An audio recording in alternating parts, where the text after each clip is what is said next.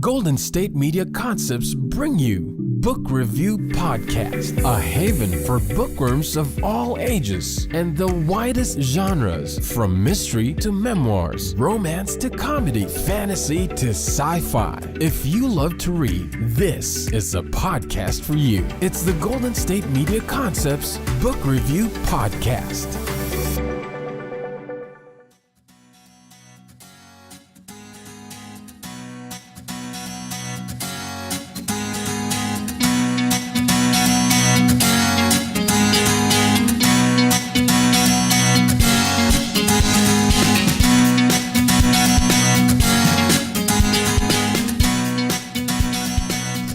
Hello and welcome to the GSMC Book Review Podcast, brought to you by the GSMC Podcast Network.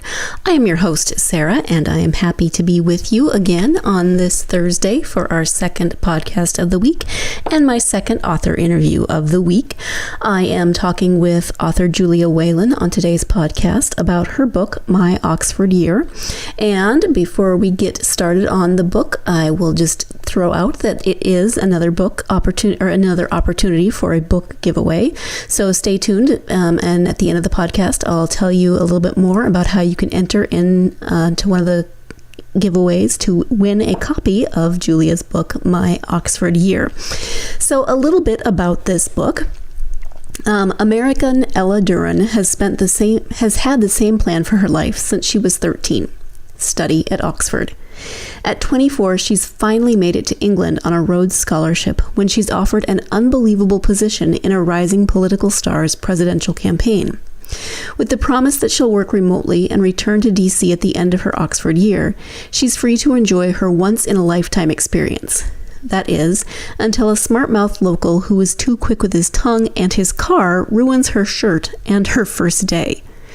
When Ella discovers that her English literature course will be taught by none other than that same local, Jamie Davenport, she thinks for the first time that Oxford might not be all she's envisioned.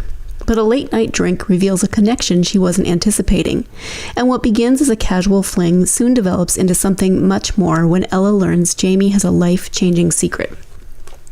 Ella is faced with a seemingly impossible decision: turn her back on the man she's falling in love with to follow her political dreams, or be there for him during a trial neither are truly prepared for. As the end of her year in Oxford rapidly approaches, Ella must decide if the dreams she's always wanted are the same ones she's yearning for now. That is the description of My Oxford Year by Julia Whelan. It's such fun. I mean, I would love to go visit Oxford. It's always been a place on my list of places to visit and to see.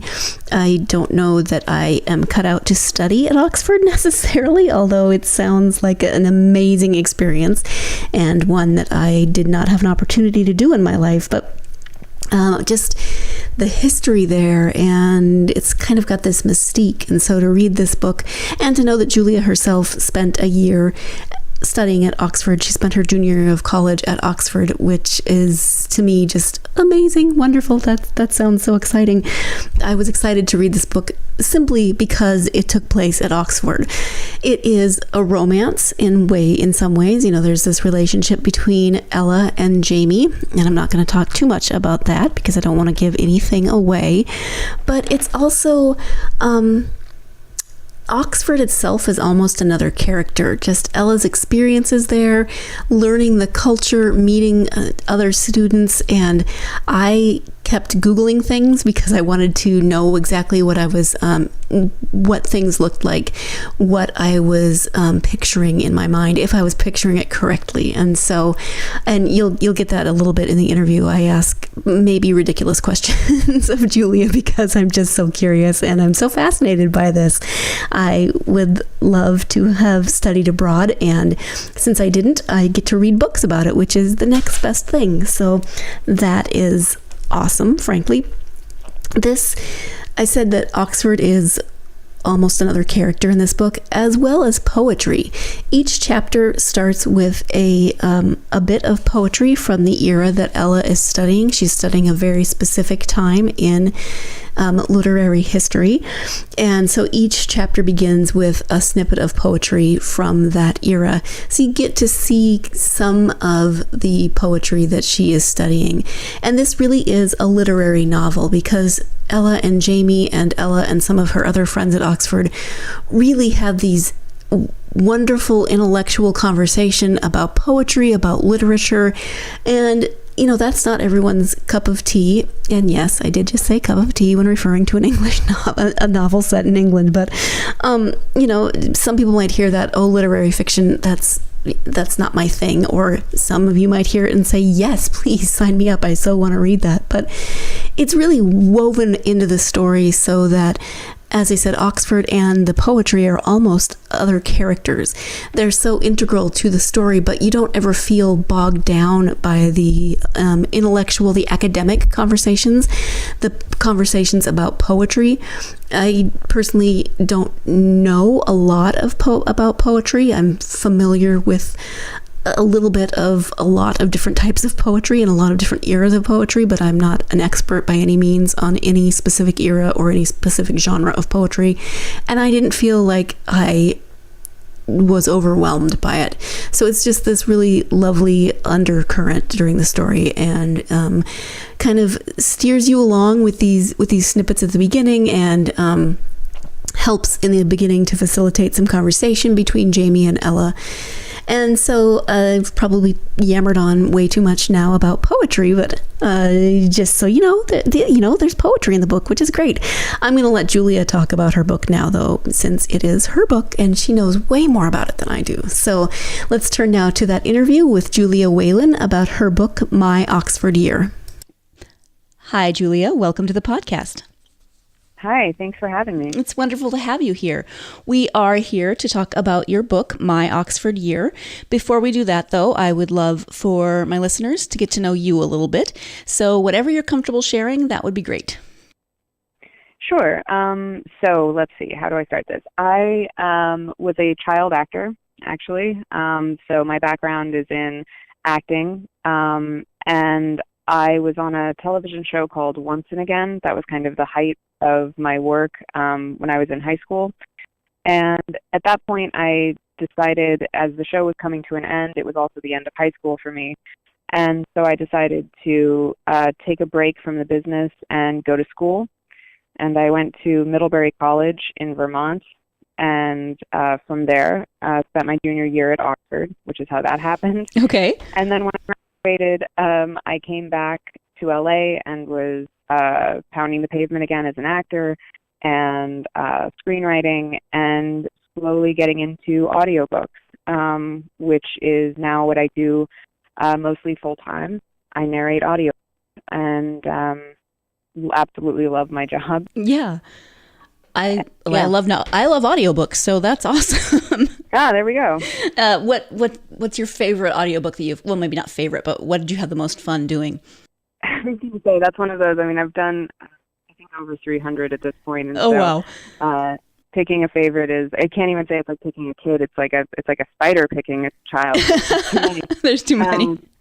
But I have some soft spots. I did Gone Girl, which I loved, and I did, there's some amazing YA, Jandy Nelson's books come to mind. And then most recently, I did Kristen Hanna's The Great Alone, which killed me. Just a beautiful book. Oh, she's wonderful. And Tara Westover's memoir, Educated, I also did recently, and that's also incredible. Thank you. Fun. So back to your book. Tell us about the book. It's called My Oxford Year. Yes, My Oxford Year is, I always feel like I have to say this, it is not a memoir. I keep having to make, but it is about a young American girl who is very driven and very ambitious, and she is a political operative in the States, and she gets a Rhodes to go to Oxford for a year, which is fulfilling a childhood dream of hers. And while she is there, things don't go according to plan, and she falls for a young professor who is hiding a secret.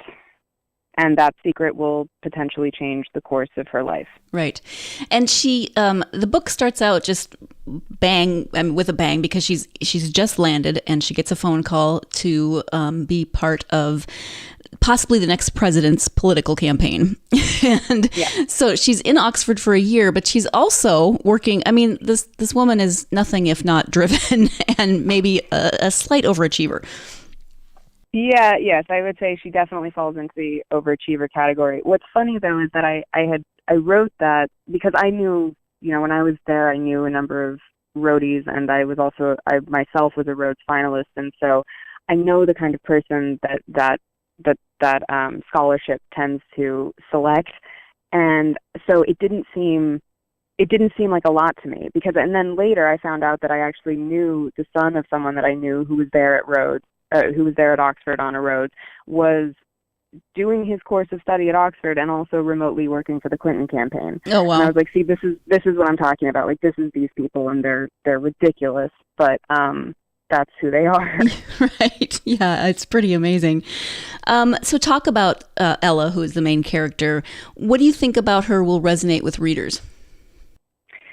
Right. So I think that she, as we said, I don't want to scare people off by saying she's an overachiever and she's very driven and very ambitious, because she actually is also, that's coming from a deeply idealistic perspective. She's not just a callous political operative. She actually is an education consultant for this campaign, and she's coming from the place of wanting to evolve education in the United States.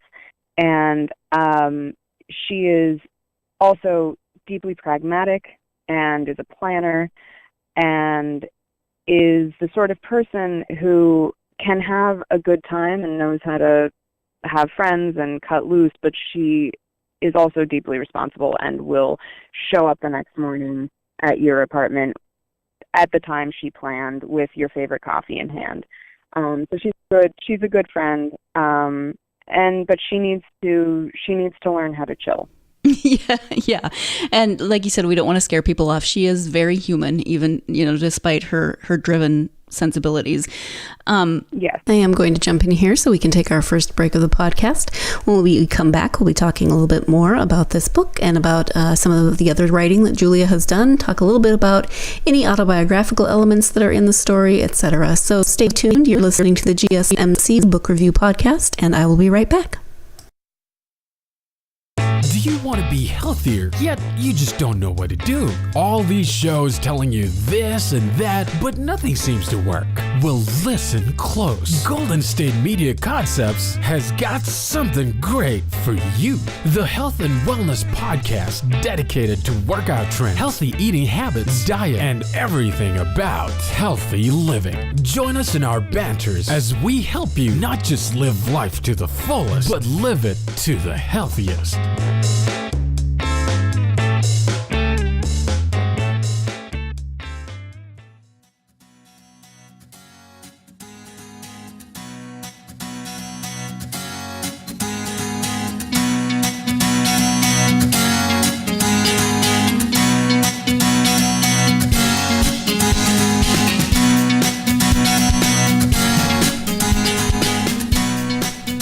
Welcome back to the GSMC Book Review Podcast and my interview with Julia Whelan about her book, My Oxford Year.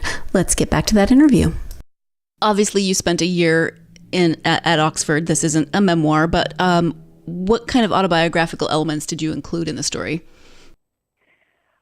Other than the kind of details of what it feels like to be a young American woman who hadn't even been abroad before she landed in Oxford with the intention of being there for a year.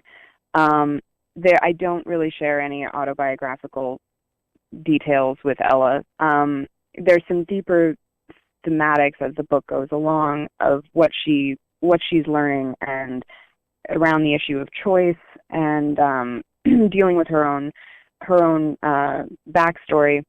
But I made a point early on, because all of my friends were a little bit nervous that I was writing about Oxford. And so I made a decision early on that there would be nothing autobiographical in the story. for their purposes, let alone mine. But I wanted to make sure that they knew I was not using anything from my actual Oxford year. So, which I did. I accomplished that. Nothing is in there. Nice. And now I want to just be completely nosy about your time at Oxford because I find it fascinating. So what did you study while you were there? So what was really unique about my time at Oxford, Middlebury College, my home institution, has a kind of boutique relationship with Lincoln College, which is Jamie's college in the book. And what is nice about that is that I was there as a fully matriculated student. I was given Bodleian rights. I was given access to professors. I basically joined in my junior year. I joined the incoming freshman class at Lincoln College. And that's different from the way that most Americans go to Oxford, where you just kind of are sent there, you're living with other Americans outside of the city, you're given teaching assistants who give you classes, but it's really, it's not as immersive as the situation I was in. And I actually am an alum as a result of that. And what was great about this is that you come in with a class, these colleges are small, so I think there were 7 other people that were studying English that were coming in that particular year. And over the course of the year, in each term, they, at the end of their year, will actually have to sit exams. And those exams are the things that determine whether they can continue into their second year or not. So it's very high pressured. At that point, because I wasn't staying, I was able to spend my last term doing independent study and focusing on what I wanted to focus on. And what I was studying at that time was, okay, get ready. Okay. the Victorian appropriation of the Middle English Arthurian legends. So I was major nerd. That's really specific. But what I was looking at specifically was how the Arthurian legends came back with a vengeance under Victoria and why, and who was working on them. And Tennyson was actually kind of at the head of that. He's the guy that started it, and then obviously by being poet laureate in 1850, he was carrying that torch. So when it came time to kind of select what Jamie's focus would be, I went right to Tennyson because that was what I knew. Right. And so there are a number of different colleges that are part of Oxford, and so I'm going to just be kind of a dumb American here because when it's described, this place sounds huge, but I'm guessing it's probably not as big as it seems, just because the town or the individual colleges. Either one. I mean, just kind of explain how the whole thing works with the individual colleges, how they are part of the whole. Sure. Okay, so the university itself has maybe between undergrad and graduate, I haven't looked at stats in a while, but I would say around 35,000 students. But those are broken up into these individual colleges. And in the colleges, you maybe have 300 to 400 undergraduates and then 200 graduate students. And then there are people that are just there at Oxford who are affiliated with colleges but are doing research work or something like that. And the point of these colleges, so remember that when you enter into Oxford, you enter into a course of study. You already know what you're doing. It's not an American system where you have 2 years of gen ed, let's say, and then you specialize. You come in knowing you're going to be doing English or history or sciences. So you are assigned a college, which is your place of residence. It is a place where you have your first tutorials. And usually, like at Lincoln, for instance, in the English, if you're doing an English course there are 3 professors that are affiliated with Lincoln who have their offices there who teach English. And they're usually separated by Old English, Middle to Renaissance English, and then anything later than that. And you have your first tutorials there, you're taking classes in college, but then the university structure as a whole is that there's each faculty, so like the English faculty, will have lectures throughout the terms where those same tutors that you're working with, but also tutors from the other colleges, lecturers will stand up and give their papers on whatever their particular specialty is. Mm-hmm. So that's where you are then in with all of the English majors at the university. Everyone shows up to those lectures. Okay. Thank you for indulging me in that. Sorry, that was no. That was probably more than you needed, but no, I appreciate it. I think it's a very good system because it creates an intimacy in your college, but it also, you have access to the entire structure of the university. Mm-hmm. Thank you. No, I really appreciate that. Because I'm trying to picture everything and work it out in my head, and so that's really helpful. What kind of research did you do for the story? Obviously, you've lived there, but did you research more of the political side? Yeah, I did. Right. So I did some research into that. I come from a pretty politically active family, so I have a sense of how those things work. And then for me, I mean, because I was a Oxford as an undergraduate, I assumed that I knew nothing about graduate study there. So I enlisted the help of a couple of friends to walk me through that, not only what Ella would be doing in her Master of Studies, her 1 year there, but also what Jamie is doing and what his position is. And so I needed to figure that out. And it's a weird kind of archaic system where like everybody has a different title and they're very clear about, that's why when Jamie says, we should clear this up, I'm not a professor. That's pretty much the first thing that anybody said to me was, no, that's not, this is what I actually am. So that needed to be researched. And then obviously later on in the story, all of the medical situations that comes up, that was probably what I spent the most amount of time researching. Mm-hmm. Okay, thank you. Mm-hmm. You adapted My Oxford Year from a screenplay. So can you talk a little bit about that process? Sure. So the screenplay that was originally written was by Alison Burnett, who's a really wonderful screenwriter. And when it was set up at a studio, different writers were hired to work on it, which is a very typical, that's the way these things usually happen. And so after, I don't know how long it was actually set up there, but eventually my friend and I were brought in to work on it as kind of the Oxford experts. But what ended up happening is we were also the first young women who had been attached to the project and working on it, so we had many opinions. And we ended up doing a pretty extensive rewrite on it and working on it for about a year. And at that point, I was going through, personally, a lot had happened in my life, and there were many things about this story that I wanted to spend more time on, particularly around the concept of grief and dying. And so those are just not things that often end up in a studio screenplay. Mm-hmm. And when the opportunity came up, when someone had this crazy idea of like, okay, well, what if we novelized this? Is that something you'd be interested in doing? I jumped so high, I hit the ceiling. I was so excited to do this, to take on that challenge and that project, and worked on the book for probably I think a year and a half maybe total before it was picked up, and I just was able to kind of tell my version of this story and everything that was important to me at that point. Time to take our second and final break of the podcast, but when we come back, we'll be wrapping up this interview with Julia, finding out a little bit more about where you can find her on social media, all of those wonderful wrapping up kind of questions. So stay tuned. You're listening to the GSMC Book Review Podcast, and I will be right back.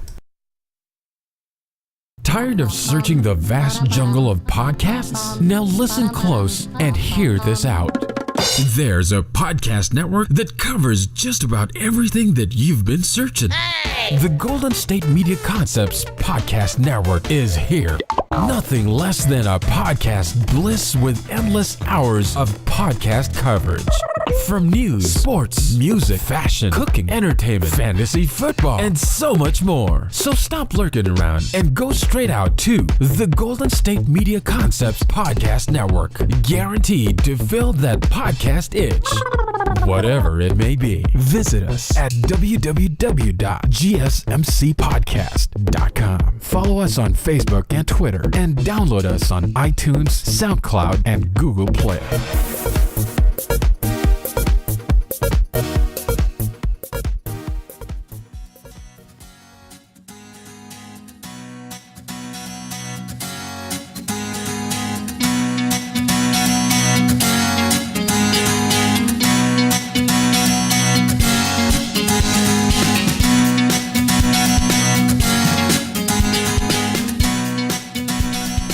Welcome back to the GSMC Book Review Podcast and the conclusion to my interview with Julia Whelan about her book, My Oxford Year. And so, how is writing a novel different than writing a screenplay? Well, I love them both for very different reasons. I think that it's important to remember that a screenplay is really a blueprint. It's not a finished product necessarily unto itself. It is the uniting thing that anyone who joins this project, it's like the document that everyone goes back and consults. So it's there to kind of to make sure everyone's on the same page. The visual that I often use in describing this is that it's like if you think about an old Hollywood Western, like the main street of a Hollywood Western or the high street, you have the facade and it's propped up by 2x4s. And everyone kind of knows that if they're working on the project, they know how to position themselves. They know where to put the camera so that you never see those 2x4s. Mm-hmm. With a novel, that set has to become inhabitable. You have to be able to open closets and look under the stairs and open windows. And you have to create the fully realized world on the page because no one else is going to do it for you. There's no director. There are no actors. So for me, this process became one of pouring foundation and putting up walls and making it inhabitable. Okay. Thank you. Mm-hmm. So what's next? Are you working on another book or are you moving in a different direction? I am. I'm working on another book, but it's early days, so I'm not prepared to talk about it yet. But I also have a couple of screenplay irons in the fire, and of course audiobooks. Mm-hmm. And so yeah, I've got a full plate at the moment. Sure. So you came at this type of writing, at least a little differently, a little later in life. But is writing in general something that you've always wanted to do, or did that just kind of evolve? Yes, I've wanted to write as long as I've wanted to act. And when I say that, I mean 5 years old. It was something that I always knew I wanted to do. I was certainly writing screenplay pretty early, from like high school onward, because that was what I was reading most. And it is, I think, to this day, the way that I think of stories. I think in characters and dialogue. But when I left the business for a while to go to college, I didn't do theater and I focused on writing. So I was in the creative writing program at Middlebury and writing mainly short stories, very literary minded. And then when I graduated and started doing audiobooks, I was actually reading great popular literature for the first time in forever, and realized that by just reading voraciously for my job and across genre and category, it reignited those fiction impulses that I have. Mm-hmm. This is slightly off topic, but I was just thinking back to the book and Ella's focus on poetry, and she and Jamie talk a lot about poetry. Are you a fan of poetry? Are you a fan of this specific period of poetry? Poetry really plays a big part in the book, so talk a little bit about that. It does play a big part. And the joke of this is that, first of all, so when I was there, I mean, I was doing the Victorian Arthurianism, but I was more than anything really into those long, doorstoppy Victorian novels. which is why Middlemarch is in the book as well. But that's a hard thing to make accessible to people if they haven't read the book. It's difficult. Poetry is something digestible that I could actually put on the page. And while I was in school, I didn't love poetry. I was a fiction person, both as a writer and a reader. And I remember I had this he must have been in Jamie's position, now that I think about it. He must have been a JRF the poor thing was tasked with having just 1 hour a week to do a poetry class. And I was probably so awful to him because he would give us these poems to read, and then we were supposed to talk about them. And a lot of that tutorial came out of that because I was just like, it doesn't matter. I don't need to do this because I understand. I get it. I get what is happening here. And he's like, but feel it. And I'm like, it doesn't matter. So, but what ended up happening is I was writing this book. I kind of fell in love with Victorian poetry as I was picking the poems that start. Each chapter begins with a little snippet of poetry, and I was using the anthology that I had at Oxford, which I had Post-its in, and it was kind of like messages to my future self. And, you liked this poem. You should write about this one. This one's good. And I think just my own maturity and, the way that life takes you, what I had grown up, what I'd learned over the last decade, I suddenly appreciated the poetry in ways that I hadn't before. Mm-hmm. Okay. So do you have a favorite thing about writing? Sure. There's that thing that's saying, I think the best thing about writing is having written. The process of writing can often be painful, but man, I love having written.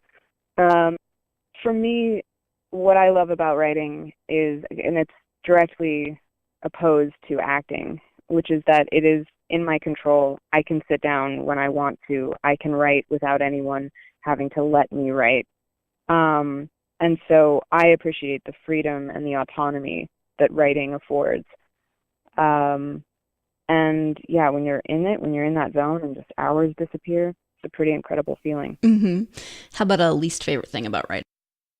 The writing. No. Yeah. No, I think I mean, at this point in my life, I've spent as a kind of professional writer for hire in many respects, and all this feels right. And that can be tricky because I miss those days of, just kind of opening up something when you feel like it and working on it when the mood strikes you, and that is just kind of unrealistic in this, this system that we have. Mm-hmm. Okay. Do you have then advice for other authors? Aspiring authors? Sure. I can't do to successful authors. Well, yeah, I mean, sure. Yeah, I think, everyone will give you this advice, but just keep writing. This is not the first book that I wrote, and even though it came about in this kind of unorthodox way, it was never a sure thing. None of us were sure that it was going to work, but I at least had the confidence that I could do it because I'd been writing for years, not just in college, but after. And I have plenty of drafts of things that are sitting in a drawer that will probably never see the light of day, and frankly probably shouldn't see the light of day. But that's how you get better. This is one of those things where you can really only get better by doing it. And so, not to be that person, it's not like people need one more voice saying this, but just keep writing. Keep writing at every stage. Keep writing when you've got a draft and you're sending it out and you're querying it. Keep writing, because an agent's going to ask you, what do you have next? What are you working on next? Mm-hmm. And you just have to just keep going. Sure. Okay. Thank you. How about when you actually have time to read for yourself, which it sounds like you're very busy, but do you have favorite authors or genres? Well, because I record about 70 audiobooks a year, and so, and I read those books twice, because I read them once to prep them, and then I read them when I'm actually recording them. Mm-hmm. So my reading for pleasure time is just nil. Right. But I love any book that subverts expectation. And it doesn't matter what genre or category it may be, but there's something that does, a book that does something different. So like Gone Girl is a good example of that, where that's a thriller, and I don't typically pick up thrillers. It's just that it's not what I usually enjoy reading. But I would have read that book if it had just been about that marriage. And I think that that's something that, like, that's what I look for, is the books that are that have something else going on, that work on a number of different levels. Okay. Where can people find you? Do you have a website? Do you have social media? I do. So my website is www.jmwhelan.com. And then on social media, I'm at just Julia Whelan across all platforms. Thank you. That is helpful. Sure.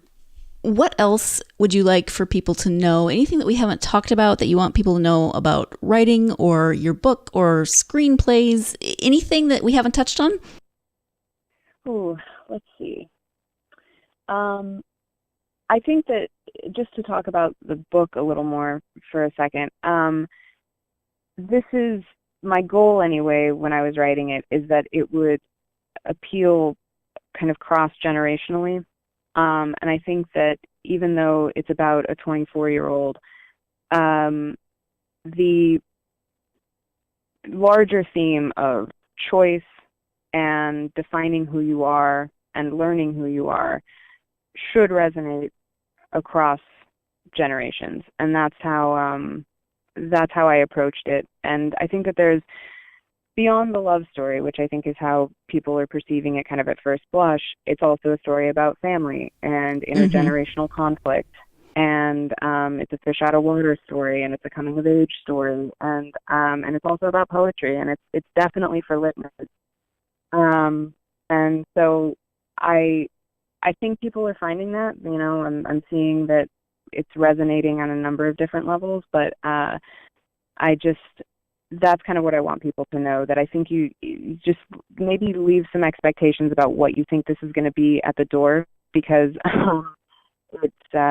it's really its own thing. Right. Yeah, I agree. Well, I would like to thank you so much for taking the time out of your weekend to talk to me. The book is My Oxford Year, and thank you so much for writing it and for talking to me about it.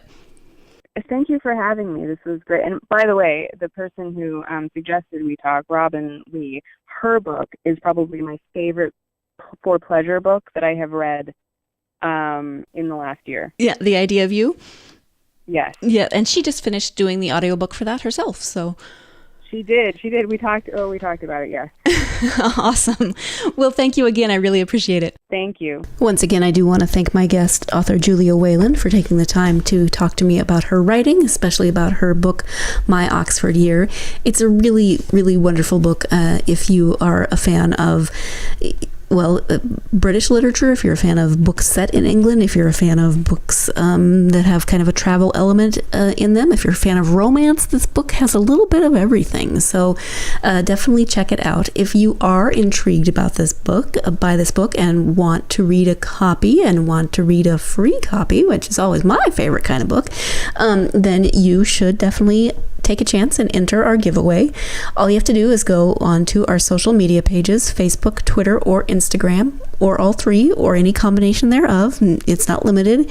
And comment on episode 77. So I will post episode 77, and there will be a link on each of those social media pages. You just have to find that episode and comment on it, and you will be automatically entered into the giveaway for My Oxford Year by Julia Whelan.